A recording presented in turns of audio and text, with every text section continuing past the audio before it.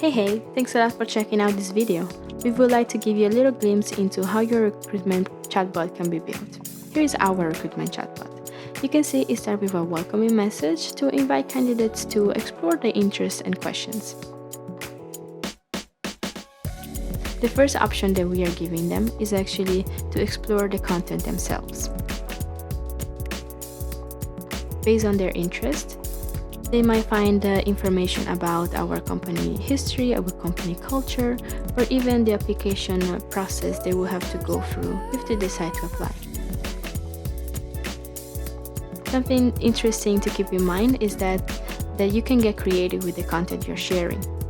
You can decide to just use text, but you can also add some pictures or videos or dynamic content that might make your chatbot a bit more interesting.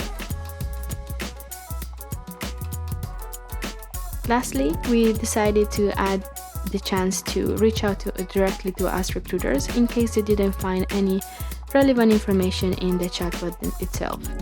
So via the chatbot, they can actually easily reach out to us and we will get back to them as soon as possible. This is it. Was a short and quick example of what the possibilities are. And having such a chatbot will help you engage with potential candidates right when they are curious about joining your team.